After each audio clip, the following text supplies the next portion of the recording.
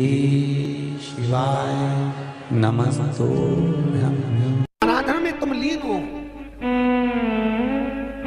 महाराज दुनिया के लोग नहीं समझते कि शंकर पर जल चढ़ाने का क्या लाभ है। शिव महापुराण कहती है अगर एक दिन शिव महापुराण की कथा कहती है सोमवार के दिन भगवान शंकर को अगर जल चढ़ाया जाता है तो घर में तेज लक्ष्मी प्राप्त होती है। क्या मिलती है? तेज लक्ष्मी। कर बैठी थी, उनके नेत्र से अश्रु गिरा, उससे बेलपत्र उत्पन्न हुआ। काय का वृक्ष उत्पन्न हुआ? बेलपत्र। पूरी दुनिया में केवल एक बेलपत्र का वृक्ष कैसा होता है जिस वृक्ष के नीचे माता लक्ष्मी शाम के समय पर बुआरी लगाने के लिए जाती है, झाड़ू लगाने के लिए। बेलपत्री के पेड़ पर बेलपत्र का वृक्ष जिसके यहाँ लक्ष्मी नहीं टिकती हो, पैसा घर में नहीं आता हो, बहुत चिंता लगी रहती हो, लक्ष्मी से जुड़ी हुई, व्यापार से जुड़ी हुई, पैसा आ ही नहीं लिया, बहुत मेहनत कर रहे हो। सोमवार की सोमवार 5 सोमवार बेलपत्री के पेड़ के नीचे एक घी का दिया लगाना चालू कर दीजिए। शाम के साथ थोड़ी सी मिट्टी बेलपत्री के पेड़ के नीचे की उठाकर लिया, घर के अंदर लाकर इतनी सी मिट्टी लाकर पटक दीजिए। 5 सोमवार करके देखो, छठे सोमवार पे करने की जरूरत नहीं पड़ेगी, व्यापार अपने आप बढ़ना चालू हो जाएगा। लक्ष्मी शाम के समय पर प्रतिदिन बेलपत्र के पेड़ के नीचे बुआरी लगाना।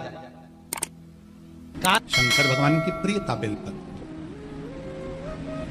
पहले भी कथा में कहा, फिर कहते हैं, जिस व्यक्ति के जीवन में धन, संपदा, वैभव, सत्ता, लक्ष्मी की थोड़ी भी कमी दिखती हो, उसको बेलपत्री के वृक्ष का पूजन चालू कर देना चाहिए। जाओ सोमवार के दिन बेलपत्र वृक्ष के नीचे जल चढ़ाकर, जल का सिंचन कर कर, उसी बेलपत्र के नीचे शाम के समय पर संध्या काल में, प्रदोष काल में भगवान देवाधिदेव महादेव गौरी शंकर का स्मरण करो। बेलपत्र की जड़ की ओर, बेलपत्र की तना की ओर, बेलपत्र के वृक्ष की ओर तुम्हारा मुख हो। कोई आसन नहीं, कोई आसन नहीं, केवल बेलपत्र के वृक्ष की ओर तुम्हारा मुख हो। जहां बेलपत्री का वृक्ष है उसके नीचे बैठकर, उसकी छाया में, उसकी ओट में पंचाक्षर मंत्र नमः शिवाय, या फिर षडाक्षर मंत्र ओम नमः शिवाय, या फिर श्री शिवाय नमस्तुभ्यं का स्मरण कर कर अपने हृदय की बात गौरी शंकर से, महादेव से कहे। शिव महापुराण की कथा कहती है 7 दिनों में एक दिन सोमवार का ऐसा होता है जिस दिन 33 कोटि देवी देवता बेलपत्री के वृक्ष के नीचे बैठकर भगवान शंकर और पार्वती का स्मरण करते हैं और शिव पार्वती उनकी झोलियां खुशियों से भरते हैं। देवता भी जिनका भजन कर रहे हैं वो बेलपत्री के वृक्ष के नीचे। लक्ष्मी, मां लक्ष्मी भी बेलपत्र के वृक्ष के नीचे निरंतर विराजमान होती है।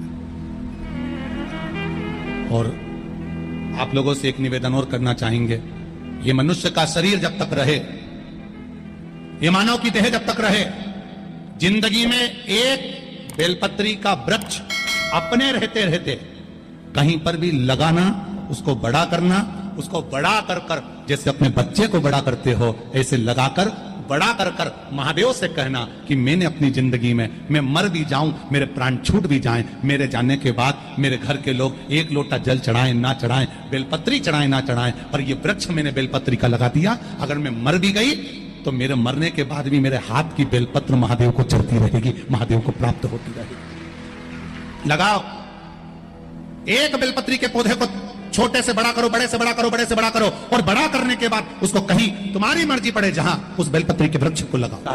अगर गलती हो गई, ये बहुत गलतियां हो गई, बहुत दुख पड़ गया, तकलीफ में आ गए, लग रहा है कि मुझसे बहुत गलतियां हुई है, बाबा मेरी नहीं सुन रहा, ये बेलपत्री का भाग की डंडी पीछे की ओर कर, जहां बैठकर बेलपत्र चढ़ा रहा, पत्ती का मुख अपनी और डंडी का मुख सामने। शिव की कुछ आराधना है, मेरे भोले बाबा की कुछ आराधना है।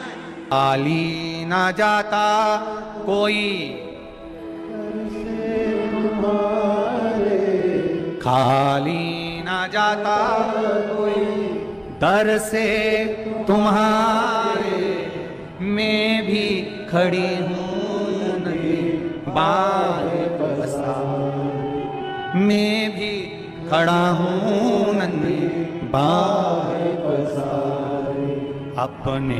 बैसाख के महीने में तो आपको अगर शरीर में कहीं पथरी भी आ गई है ना, कहीं नेत्रों में अगर ज्योति कमजोर पड़ रही है, जाले पड़ने लगे, चश्मा बढ़ने लगा, रात को आंखों में जलन होने लगी, रात को नींद नहीं आ रही है, तो बैसाख के महीने में जो दुर्वा होती है, इस दुर्वा को तोड़ लाओ। जहां पर अशुक सुंदरी का स्थान होता है, जहां पर अशुक सुंदरी का जो स्थान होता है, उस अशुक सुंदरी के स्थान पर उस दुर्वा को रख दो। और कुंदकेश्वर महादेव का नाम है। कौन से महादेव का नाम लेना है? कुंदकेश्वर। उस दुर्वा को उठाकर लिया। बैसाख के महीने में कोई भी तिथि, कोई भी दिन, कोई भी वार आप बैसाख के महीने में कर सकते हो। उस दुर्वा को लेकर आओ, लगभग 20-25 दुर्वा लेना, उसको लेकर आइए। सुबह सुबह कुंदकेश्वर महादेव का नाम लेकर उसको खाना प्रारंभ कर दीजिए। एक दुर्वा रोज खाओ। जो पथरी है या नेत्रों में तकलीफ है या कोई ना कोई रात्रि को नींद नहीं आना, बेचैनी हो जाना, घबराहट आना, धीरे धीरे धीरे धीरे 20 दिन की वो दुर्वा है, 20 दुर्वा एक एक दिन खाना चालू करो। 4 या 5 दिन लगेंगे, अपने आप आपको कोई गोली खाने की जरूरत नहीं पड़ेगी, नींद अपने आप आना प्रारंभ हो जाएगी और बेचैनी। अशोक सुंदरी वाली जगह पर दुर्वा समर्पित कर कुंदकेश्वर महादेव का नाम लेकर। कौन से महादेव?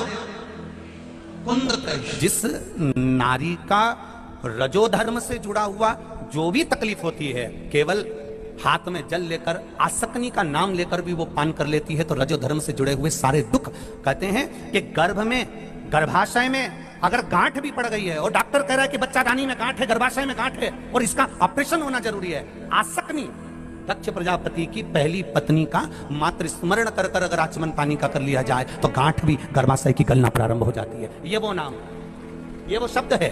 अगर मान लो शरीर में कोई गांठ पड़ जाती है, डॉक्टर अपना इलाज कर रहा हो, उस जगह पर प्रजापति वीरण की पुत्री आसक्ति का नाम स्मरण में आना चाहिए। एक बार सब बोलिए, क्या नाम है? आसक्ति। और हम आसक्ति का नाम भी नहीं बोल सकते, तो इसी आसक्ति का एक नाम है वीरणी। क्या नाम है? आसक्ति का स्मरण।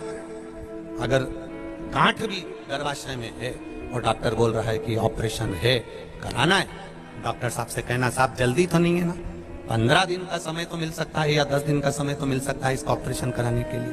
फिर आसक्ति का नाम लेकर शिव जी की शिवलिंग पर जब हम बेलपत्र समर्पित करें तो ये डंडी का मुख जब हम शिव जी को चढ़ाते हैं तो इस डंडी का मुख हमेशा हम उधर रखते हैं। अब की बार आसक्ति का नाम लेकर जब हम शंकर भगवान को बेलपत्र समर्पित करेंगे तो ये डंडी का मुख शिवलिंग पर अपनी ओर रखेंगे और उसी बेलपत्र को चढ़ाकर जल समर्पित कर कर आचमन कर कर उसी बेलपत्र को लाकर घर के द्वार को पूरा खोलकर घर के अंदर प्रवेश कर कर घर के बाहर स्मरण को, शिव को याद करते हुए उस बेलपत्र को चबा चबा कर खाना प्रारंभ करिए।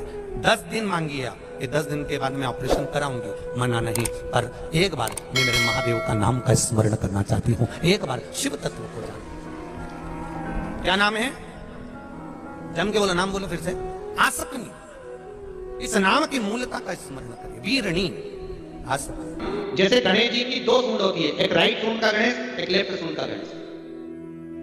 कौन कौन सी सूंड का? राइट सूंड और लेफ्ट सूंड। राइट सूंड का गणेश घर में होना चाहिए और लेफ्ट सूंड का गणेश आपका कोई ऑफिस हो जहां से आप अपना धंधा कर रहे हैं, नौकरी कर रहे हैं, सर्विस कर रहे हैं, काम कर रहे हैं, बिजनेस कर रहे हैं, या आप अपनी कोई भी कुर्सी के ऊपर बैठते हैं किसी कमरे में जाकर, उस कमरे के अंदर लेफ्ट सूंड का अगर गणेश होगा तो आपकी तरक्की को, आपकी उन्नति को दुनिया में कोई नहीं रोक सकता। और अगर जिस स्थान पर बैठकर आप बिजनेस कर रहे हैं, कमा रहे हैं, उस स्थान पर अगर राइट सूंड का गणेश होगा तो आपकी तरक्की नहीं, वहां लेफ्ट सूंड का गणेश होना चाहिए। और घर में जम के बोलो, राइट सूंड, राइट सूंड का गणेश। खाली ना जाता कोई, खाली ना जाता कोई दर से तुम्हारे, मैं भी खड़ी हूँ नन्ही बाहें पसार, मैं भी खड़ा हूँ नन्ही बाहें